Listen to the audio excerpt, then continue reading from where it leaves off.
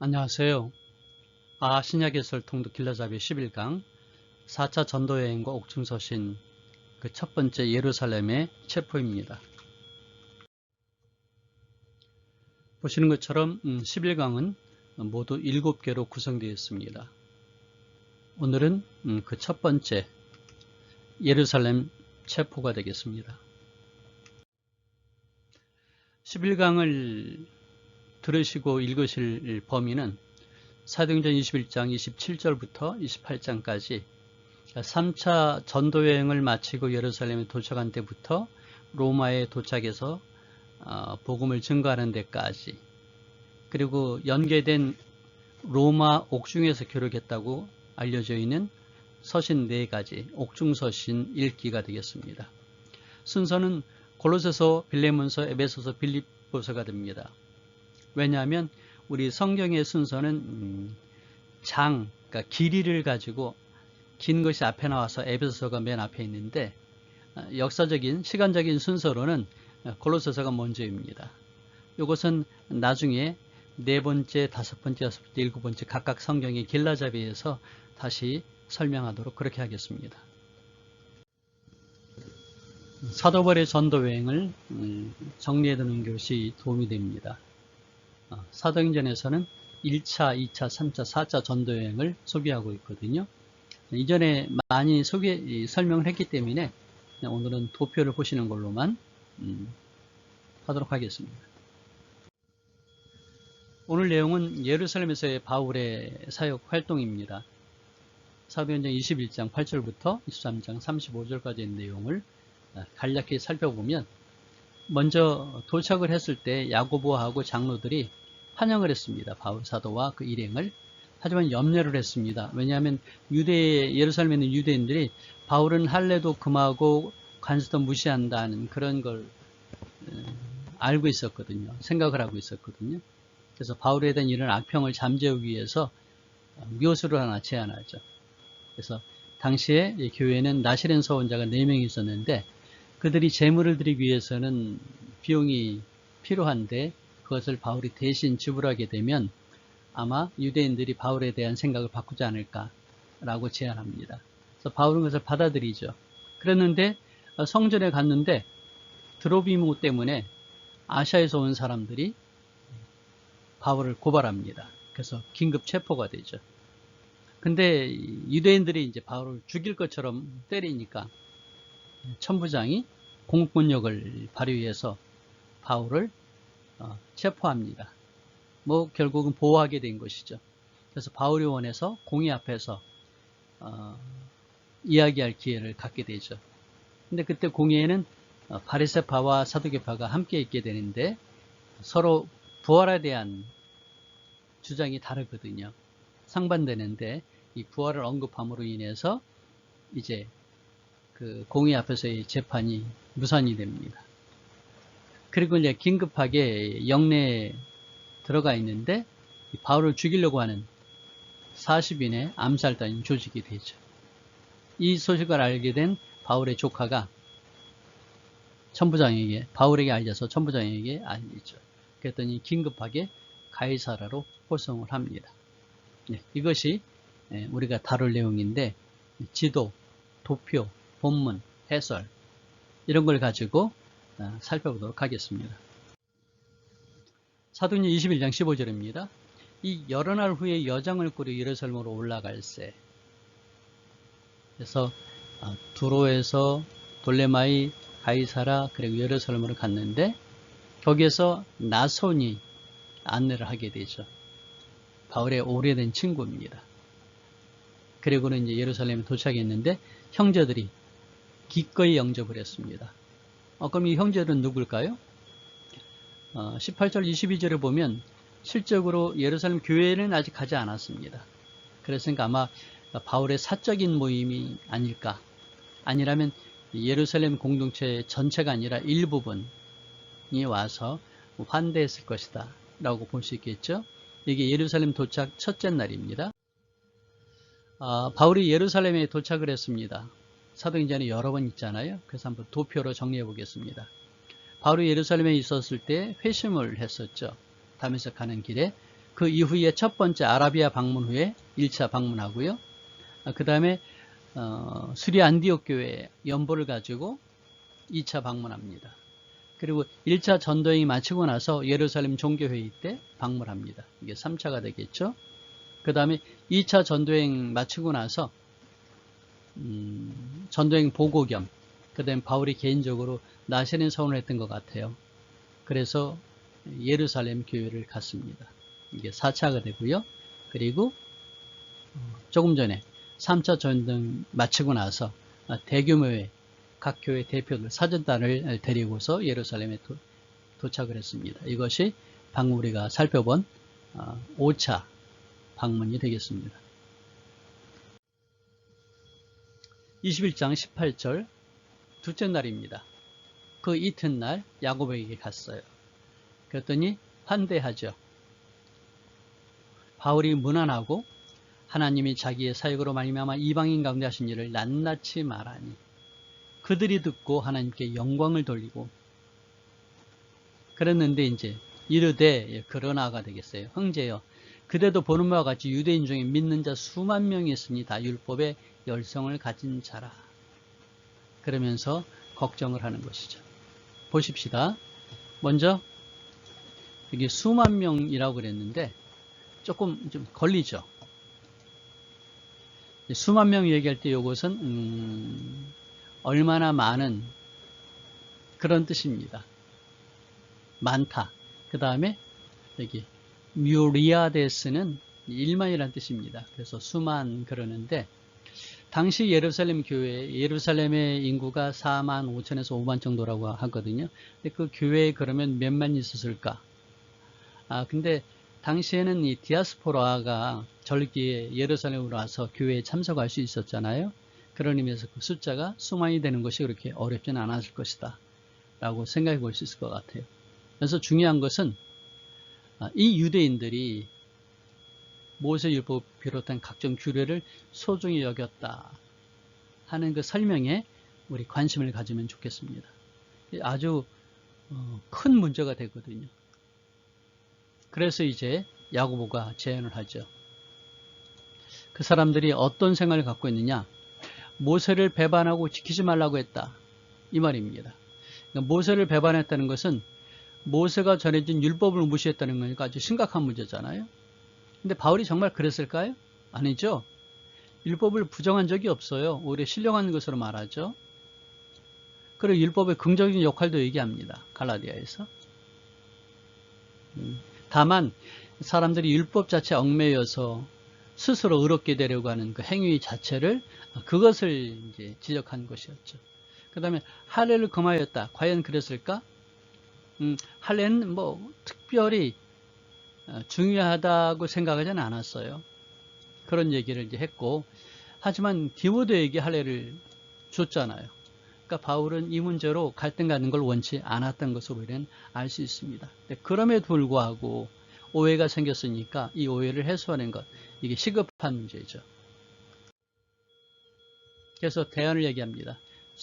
나시린 서원한 4사람이 있는데 그 사람들이 비용을 좀 대납해달라 하는 얘기를 하는 것이죠. 자, 결례를 행한다 하는 것은 나시린 서원한 사람들이 자신을 정결케 하고 그다음 비용을 내어 머리를 깎게 한다 하는 얘기는 이제 이 서원이 맞춰지면, 기간이 맞춰지면 머리를 깎습니다. 그리고 이어서 비용이라는 말이 나오는데 제물을 드리는 거죠. 희생 제물을. 그래서 번제물로, 속죄 제물로, 화목제로. 이건 이제 민수기 6장은 나시린의 규례에 대한 설명이거든요. 한번 살펴보시면 좋을 것 같아요. 이제 제물을 드리기 위해서는 비용이 들어가는데 이걸 바울이 대신 대납해달라는 얘기입니다. 사실은 가난한 서원자들은 이게 쉽지 않거든요. 그래서 대신 부담해 주는 것은 매우 경건한 행위로 유대인들은 생각했습니다. 이 경건하다는 얘기는 하나님께 헌신되어 있다. 하나님을 따른다. 그런 의미로 설명할 수 있게 되겠죠. 그래서 바울이 율법을 부정하지 않고 지키고 있다는 것을 보여줘라 하는 제안입니다.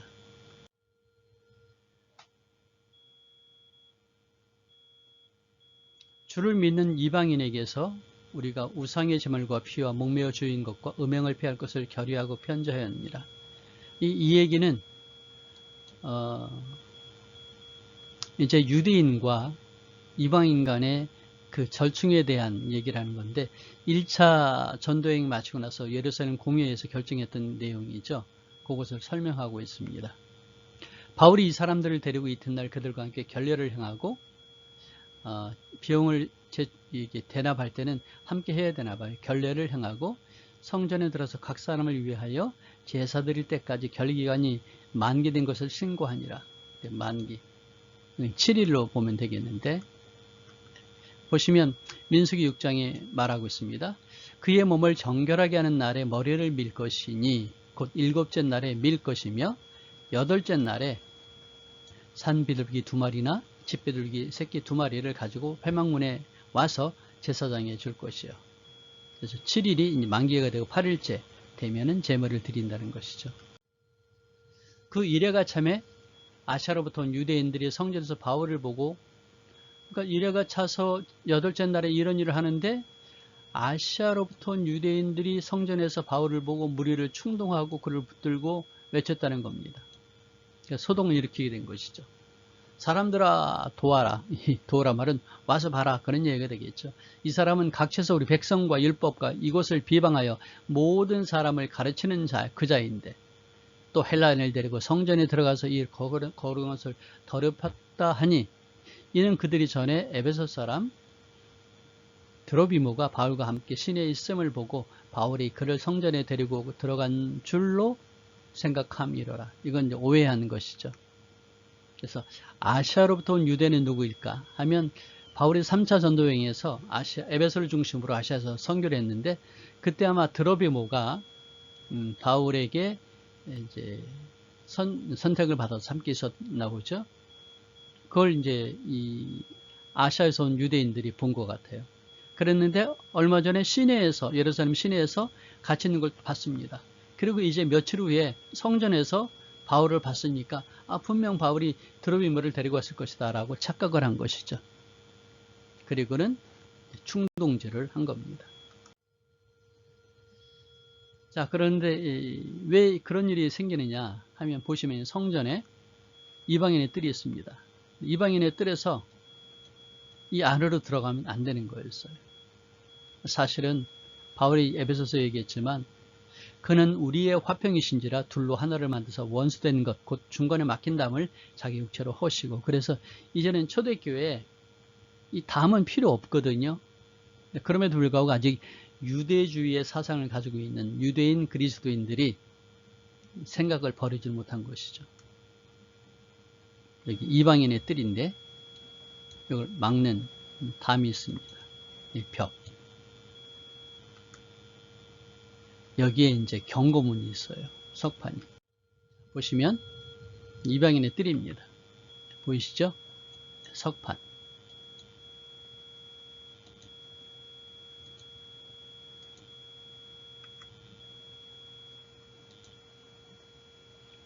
이게 1935년도에 발견된 그런 석판입니다. 이것을 추정해서 보면 이렇게 되는데 사실은 추정이 아니죠. 왜냐하면 1871년에 이미 이 완벽한 석판이 발견됐으니까요. 여기 헬라어가 쓰여져 있습니다. 이건 이 대문자인데, 대문자. 헬라어를 대문자로 쓰게 되면 띄어쓰기를 안 해요. 이건 이제 소문자로 쓰게 되면 이렇게 띄어쓰기를 합니다. 자, 이게 무슨 뜻일까요? 예, 바로 직독직해입니다. 여기 나와 있는 것을 하면 어떤 이방인들도 들어올 수 없다.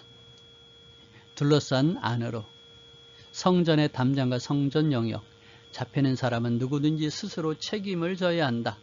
도래할, 초래할 죽음에. 해서 이 내용을 우리가 이제 살펴보았는데, 이것을 어기면은 이제 죽음이 되는 것이죠. 그리고 바울이 이걸 어겼다는 얘기죠. 21장 30절. 온 성이 소동하여 백성이 달려와 모여 바울을 잡아 성전 밖으로 끌고 나가니 문들이 곧 닫히더라. 이 문들은 뭘까요? 보시면 여인의 뜰이고요. 나시린의 창고, 장작 창고, 나병 환자의 창고, 기름 창고. 이 창고라기보다는 사실은 대기실이죠. 그리고 문들이 있습니다. 이 문들이 닫혔다는 것이죠. 21장 31절 그들이 그를 죽이려 할 때에, 죽이려 할 때는 얘기는 대단한 소요가 있었다는 것이죠. 그 소리가 천부장에게 들리니까 치안을 담당하는 천부장이 깜짝 놀라서 급히 군인들을 보냅니다. 그리고 두 사슬을 결박하죠. 두 사슬. 네, 수갑하고 착고로. 이 천부장은 예루살렘에 주둔하는 군대 최고 지휘관이었어요. 그리고 그 밑에는 6명의 백부장이 있었습니다. 바울 체계를 그치는지라. 왜 그쳤죠? 왜냐하면 죽일 정도로 때렸다는 얘기인데 심각한 것이죠. 하지만 이렇게 할 수는 없었거든요.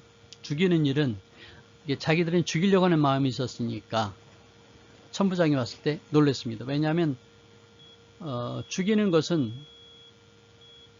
로마 군이 가지고 있는 권한이었거든요. 그러니까 불법적인 것이죠.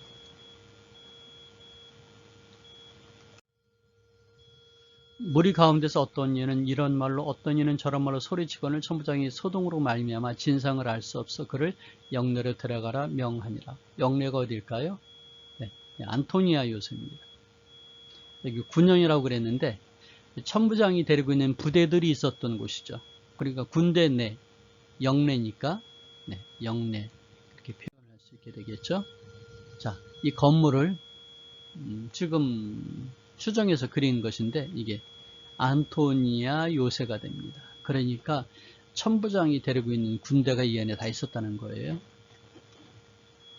여기 이게 이제 성전이 있고 성전 뜰 그리고 이제 들어가는 길이죠. 통로가 있습니다. 그리고 이 통로는 계단이 있었던 것이죠. 바울이 층대에 이를 때 무리의 폭행으로 말미암아 군사들에게 들려가니. 자, 보시면 이 계단이 있죠. 계단. 이제 들어가려고 그러는데 천부장에게 바울이 말하죠. 내가 당신에게 말할 수 있느냐 이러되 내가 할래 말을 아느냐 그랬는데 이전까지는 아마 맞기만 하고 말을 안 했나 보죠. 근데 헬라 말이라고 그랬습니다. 이 말은 뭘까요?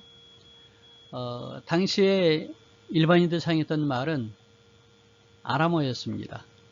근데 알렉산더가 제국을 건설하고 그리고 헬라화가 그 이집트 또는 그 아시아 그리고 유럽 전역에 이렇게 진행이 되었을 때부터 시작해서 뭐 300년이 넘도록 헬라어가 공용어가 됐던 거예요.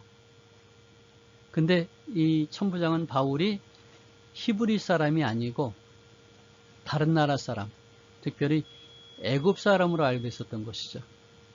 근데 헬라어를 얘기하니까 그러니까 깜짝 놀란 겁니다.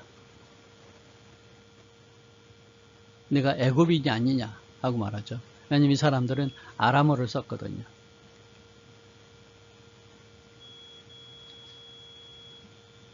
근데 여기서 이제 그 천부장이 오해했던 사람이 누구냐면 애굽인인데 이 사람은 요세푸스의 기록에 따르면 AD 54년경에 반란을 일으켰던 사람인데 애굽의 선지자였다고 합니다. 추종자가 3만 명이나 됐었대요. 그래서 예루살렘 와가지고 가늠산 근처에 이제 머물러 있었나 보죠.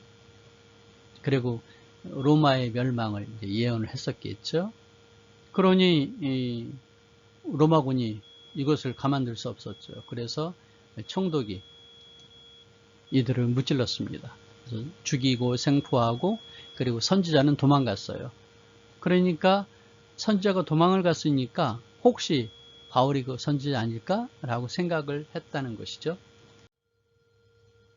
21장 39절 바울이 이르되 나는 유대인이라 소읍이 아닌 길리기아 다소시의 시민이니 하면서 나는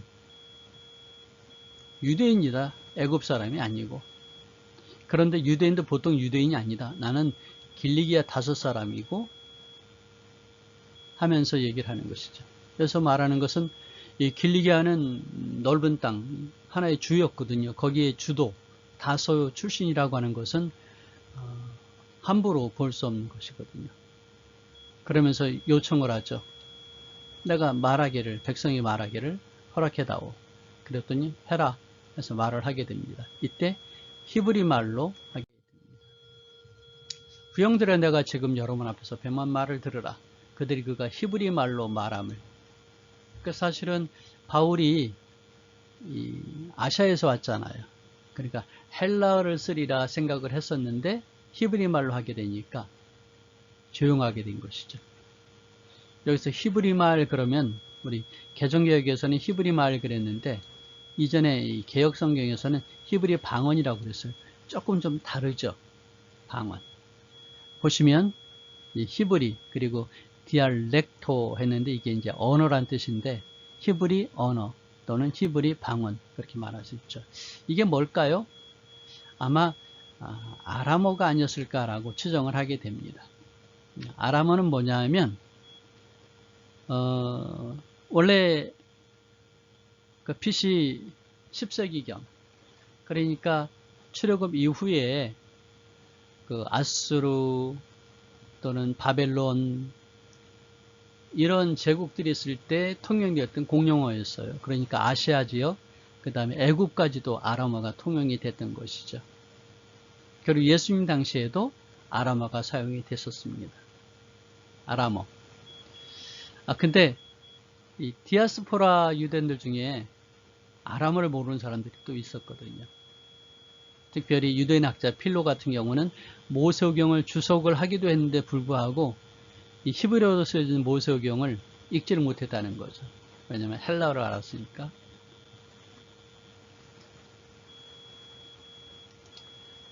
자, 잠깐 이 뉘앙스를 한번 보도록 할까요? 보시면 독일어가 있습니다. 근데 독일의 근처에 이 더치, 네덜란드어는 독일어하고 싱크로율이 93%예요. 그래가지고 서로 일상 대화하는 데는 불편이 없다고 합니다. 그 다음에 데니시, 덴마크 사람이겠죠. 그리고 노르웨이, 스웨덴, 이건 영국의 잉글리시입니다. 보십시다. 보시면 독일이 있잖아요. 네덜란드가 바로 옆에 있죠. 덴마크도 있고 스웨덴도 있고 그러니까 가까이 있기 때문에 여기 이제 영국이 이쪽에 있고 영국이 있고 그러니까 언어가 라틴에서 파생됐기 때문에 아주 유사하다는 것이죠. 마찬가지로 히브리 말 그러면 히브리어하고 유사한 아람어 그렇게 이해해 볼 수 있을 것 같습니다. 사도행전 22장에서 이제 바울이 자기의 간증을 합니다. 나와 함께 있는 사람들은 빛을 보면서도 나에게 예수님 말씀하실 때 소리를 듣지 못하더라 하는 얘기인데 여기 조금 그렇죠. 9장 17절에 보면은 주위에 있던 사람들이 소리만 듣고 보지는 못했다고 그랬거든요. 차이가 있죠. 이 차이가 나는 건 우리가 누구한테 물어봐야 되겠어요. 왜 그렇게 썼냐고. 근데 여기서 중요한 것은 뭐냐 하면 이 앞에서도 그렇고 여기서도 그렇지만은 중요한 것은 바울을 제외한 나머지 사람들은 예수님을 만나지 못했다는 걸 설명하는 거거든요. 네, 그렇게 이해하시면 좋겠습니다. 22장 12절에 율법에 따라 경건한 사람으로 거기 사는 모든 유대인들에게 칭찬을 듣는 아나니아라 하는 이가 나를 인정을 했다 그런 얘기죠. 근데 유대인들에게 바울이 자기를 얘기할 때 자기에게 긍정적인 그런 영향을 줄 수 있도록 말하는 것이죠. 보시면 경건한 사람 이 말은 유대교의 정통신앙을 잘 지키는 사람을 말하고요. 그 다음에 이 아나니아가 유대인들에게 칭찬을 들었다고 하잖아요. 그 아나니아가 나를 인정했다. 그러니 여러분도 나를 인정해도 문제가 없다. 그렇게 말하는 것이죠. 후에 내가 예루살렘으로 돌아와서 성전에서 기도할 때 황홀한 중에 봄에 주께서 내게 말씀하시되 그런데 예루살렘을 떠나라고요.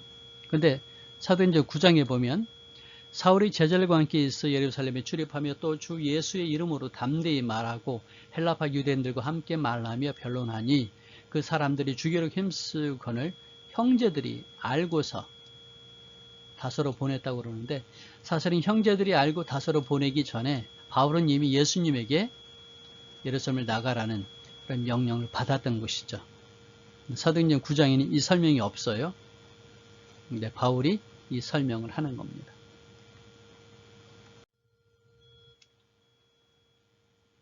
사도행전 20장에 보면 예루살렘에서 나가라 라고 말씀하셨다고 그러죠. 또 이방인에게로 보내리라 하셨다는 말씀을 하고 있습니다. 그래서 자기가 이방인에 대한 선교의 사명을 예수님께 받았다는 것을 소개하고 있습니다. 자, 이제 이 얘기를 들으면서 유대인들이 들을 가치가 없다 생각하는 것이죠. 그래가지고 옷을 벗어 던지고 티끌을 공중에 날리고 이러니까 이제 천부장이 깜짝 놀랐습니다. 그래서 영내로 들어가지만 문제를 일으켰으니까 내용을 알아야 되지 않겠어요? 그러니까 일반적인 관례에 따라서 채찍질을 하고 신문하라고 하는 것이죠. 그러니까 바울이 백부장한테 어떻게 로마 시민을 그럴 수 있느냐 하는 얘기죠. 왜냐하면 당시에 발라리안 법과 그 다음에 포르시안 법에 따르면 정당한 재판에 의하지 않고는, 형이 확정되지 않고는 로마 시민은 채찍질을 할 수가 없었어요. 유대인은 할 수가 있었습니다. 근데 나 로마 시민을 그럴 수 있느냐 하면서 이 얘기를 적절한 시기에 하게 됩니다. 그러니까 천부장이 와서 깜짝 놀라요. 내가 로마 시민이냐? 그렇다. 나는 돈을 들여서 시민권을 얻었는데 너는 나면서부터라 얘기하죠. 로마의 시민권을 얻는 방법은 네 가지입니다. 첫째, 바울처럼 부모로부터. 두 번째, 해방된 노예로 있다가 해방이 되면 시민권을 소유할 수 있었어요. 당시 유대인들이 많이 예루살렘으로 노예로 잡혀갔었습니다. 그리고 거기에서 해방된 다음에 시민권을 얻는 경우들이 종종 있었다는 것이죠. 그 다음에 정부가 특별한 사람들에게 혜택을 주는 겁니다. 그리고 군인이 제대하게 되면 시민권을 받았습니다. 조금 비슷한 것은 미군 같은 경우, 미국이 이제 이민 가게 되면 시민권을 얻으려면 시간이 많이 걸리잖아요. 그래서 이제 한국인 우리 동포들이 이민 가게 되면 미군에 자원 입대합니다. 그렇게 되면 시민권이 바로 나와요. 그리고 심지어는 대학 등록금도 장학금으로 주거든요. 자, 보시면 이런 패스포드가 있었는데, 이것은 군인들이 이제 이곳에서 저곳으로 전령으로 가게 될 때 그때 신분 보장을 위해서 갖게 되는 그런 패스포드입니다. 여기 어떤 말이 쓰여졌을까요? 보시면 만약 지상이나 해상에서 이 여행자를 해칠 만큼 강한 자가 있다면 그자로 하여금 로마 황제와 전쟁을 할 만큼 자신이 강한지 생각해보게 할지어다. 경고죠. 지금도 미국은 그러잖아요. 자기 자국의 백성이 어디에 납치되거나 잡혀가면 군함을 동원해서 그 자국민을 또는 군인을 데려오도록 노력하잖아요. 뭐 이스라엘도 그게 강하다고 해요. 우리나라도 요새는 그런 경향을 보여주기도 합니다. 그래요. 이 한 사람은, 로마 시민 한 사람은 단순한 시민 한 사람이 아니라는 거죠. 황제가 보장을 해준다. 그런 의미인데, 그래서 바울에게 줬던 로마 시민권은 상당한 의미가 있는 것입니다. 산헤드린 공회 앞에 재판을 받게 됩니다. 구성원들 아시죠? 대제사장이 이제 공회의 회장이 되고, 그 다음에 제사장들 24명의 제사장들이 있고요. 그리고 22명의 서기관이 있고, 그리고 24명의 장로들이 있습니다. 이 제사장들은 사두개인이죠. 그리고 서기관들은 바리새인이고, 그리고 장로들은 평민으로서 각 지역의 대표들이 있게 됩니다. 이 사람들 앞에서 이제 재판을 받는 것이죠. 보시면 산헤드린 공회가 있습니다. 대제사장이 있고 피고가 있고, 그 다음에 여기에 이제 공회원들이 듣고서 판단을 내립니다. 이 장소가 어딜까요? 바로 이 빨간색이 있는 곳이죠. 이건 성전에 있는 곳인데, 여기 챔버 오브 휴스톤 그렇게 되어 있죠. 보시면 성전 안에 있는 곳인데, 이것은 이제 다듬은 돌로 만들어진 그런 홀입니다. 보시면 여기를 말하는 거죠. 자, 헤롯 성전을 그림으로 그렸습니다. 자세히 보시면 재밌는 얘기가 많이 있어요. 한번 천천히 살펴보시면 좋겠습니다. 바로 여기가 휴스톤, 홀 오브 휴스톤인데, 챔버 오브 휴스톤 그럴까요? 자, 요거도 좀 보기가 좀 더 단순한 영어로 쓰여진 곳이긴 하지만, 바로 여기가 되는 것이죠. 여기서 이제 재판을 하게 되는 겁니다. 근데 실제로 산헤드린 공회원들은 어디만 있었을까 하면 여기 있었다는 겁니다. 여기. 솔로몬 행각 아시죠? 예수님이 제자들이 주로 말씀을 가르칠 때 여기를 사용했는데, 근데 산헤드린 공회원들 또 바리새인들은 여기 왕의 행각에서 주로 대화를 나누고 가르치고 했었거든요. 그 이유는 산헤드린 공회원들이 거주하는 곳이 여기 있었기 때문에 그래요. 그러니까 여기하고 차이가 있다면 여기는 재판정이라는 것입니다. 자, 공의 앞에 나가는데 이때 대제사장이 앞에 있죠. 대제사장 아나니아입니다. 아나니아는 AD 47년에서 59년 사이에 제사장 역할을 했었습니다. 근데 아나니아가 바울이 이렇게 말하니까 입을 치라고 명하죠. 그러니까 회칠한 담이라고 화를 냅니다. 그랬더니 대제사장을 그렇게 하느냐 하고 말하니까 바울이 한 발 물러납니다. 그래서 기록하였을 때 너의 백성의 관리를 비방하지 말라 하였느니라. 난 저 사람이 대제사장을 몰랐어 라고 말하죠. 왜 그랬을까요? 보시면 출애굽기 22장에 있는 내용인데, 너는 제사장을 모독하지 말며 백성의 지도자를 저주하지 말지니라. 이 말을 인용을 했거든요. 왜냐하면 바울이 율법을 잘 알고 있고 율법에 충실하다는 것을 은연중에 드러내는 것이죠. 그래서 이 말을 구태여 했던 것입니다. 그러면서 이제 봤더니 그 공회원 중에 일부는 사두개인이고 일부는 바리새인이잖아요. 그러면서 이 사람들을 이간질하기 위해서 부활로 말미암아 내가 신문을 받는다 하는 얘기를 합니다. 자, 이게 무슨 의미일까요? 사두개인은 종교적으로 영향을 가진 집단이 되는데, 뭐 자기들 말로는 솔로몬 시대 대제사장 사도까지 거슬러 올라간 데서 이름을 사두개인 그랬어요. 근데 구체적으로 나타난 것은 이제 하스모니안 시대 때가 되는데, 이 사람들은 순수한 유대적인 전통만을 고수합니다. 그래서 이방적인 요소에 대해서는 배타적인데, 그래서 모세오경만 정형으로 인정을 하죠. 전승문서는 인정을 하지 않습니다. 그러면서 특별히 죽은 자의 부활에 대해서 부정적입니다. 반면에 사두개인은 유대주의에 충성하는 사람들이어서 모세오경 외에도 각종 구전이나 전승을 동일하게 인정을 합니다. 그래서 탈무드 또는 미슈나 이런 내용들에 있는 해설들을 바리새인들이 한 것이죠, 결국은. 근데 그것을 정경과 동일시하면서 특별히 이 부활, 내세, 천사, 마귀 이런 영적인 세계를 인정을 하거든요. 서로 대립되는 것입니다. 근데 한 장소에 이 사람들이 있잖아요. 그래서 부활이라는 화두를 사도 바울이 내놓습니다. 그러니까 분란이 일어날 수밖에.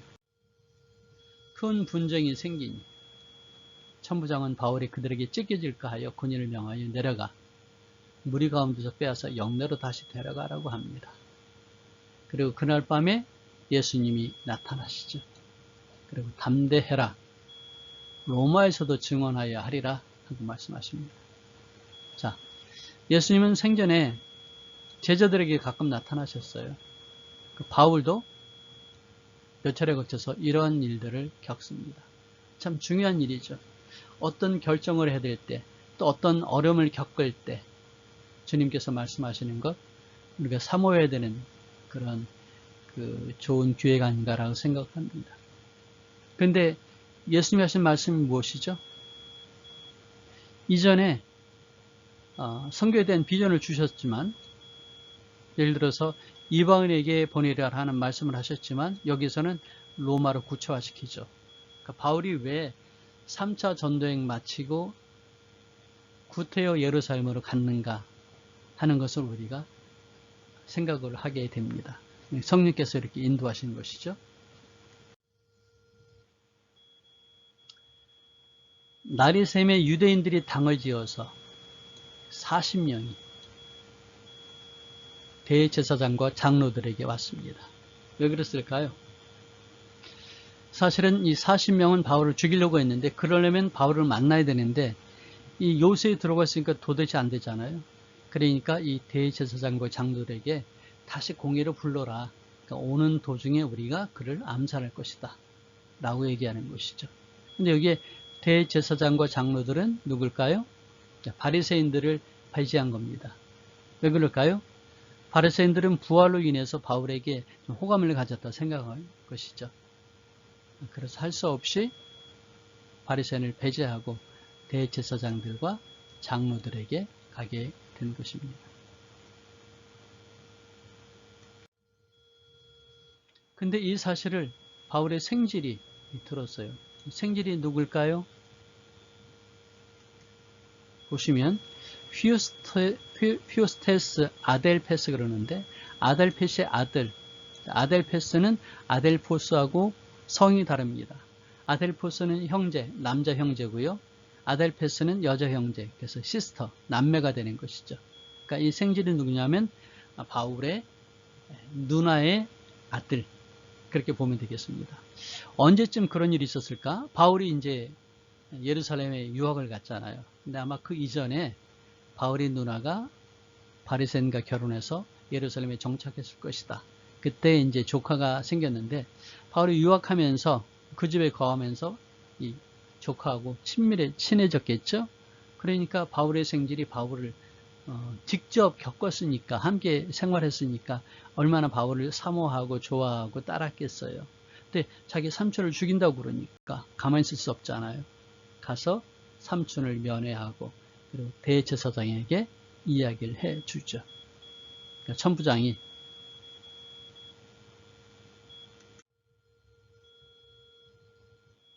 이 말을 아무에게도 하지 말라 하죠. 그렇게 해놓고 백부장 둘을 불러서 제3시에 가이사라로 보내는 겁니다. 이 제3시는 뭐냐면 로마식으로 하면은 이제 저녁 9시가 되는 겁니다. 이건 유대식으로 제3시. 그래서 해가 떨어지고 3시. 그러니까 3시간 지난 거니까 밤 9시가 되겠죠. 그래서 밤을 도와서 급하게 가이사라로 보내는 것이죠. 여기에 보병 200, 기병 70, 창병 200. 엄청난 숫자죠. 예루살렘 안토니아 요새에 있는 대다수의 로마 병정들을 보내는 겁니다. 이만큼 천부장이 심각하게 생각한 것이죠. 그러니까 로마 시민권을 가진 사람에 대한 그 위험을 여기서 보게 되는 것 같아요. 그럼 편지를 합니다. 클라우디오 루시아가 총독 벨릭스 각하에게 알린다는 얘기죠. 여기 클라우디오는 로마식입니다. 루시아는 헬라식이고, 그러니까 이걸로 봐서 이 천부장은 로마 시민권을 가지고 있는데 헬라 사람이었다 라고 말할 수 있을 것 같아요. 이 벨릭스는 누구냐면 형이 팔라스거든요. 둘 다 노예였습니다, 원래가. 그런데 클라우디오 황제 총애를 받아서 형은 재무장관이 됐어요. 형의 연줄로 이 벨릭스는 유대 총독이 될 수 있었던 것이죠. 근데 성품이 잔혹하고 방탕하고 탐욕스럽고 뇌물을 요구하고, 그래서 유대적인 범죄가 증가했다고 그래요. 그리고 내란과 폭동이 빈번하게 발생하고 또 역시 잔인하게 진압했다는 것이죠.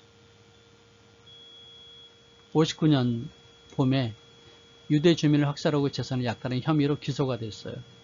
그래서 쫓겨나게 되는 거죠. 이런 사람이 이제 바울을 대하게 되는 겁니다. 사도행 23장, 예루살렘에서 안디바들을 거쳐서 가이사르로 갑니다. 이게 6일째가 되는 날인데, 이 이야기는 우리가 다음 시간에 자세히 살펴보도록 그렇게 하겠습니다. 오늘 강연 내용의 자료들이 좀 필요하실 거예요.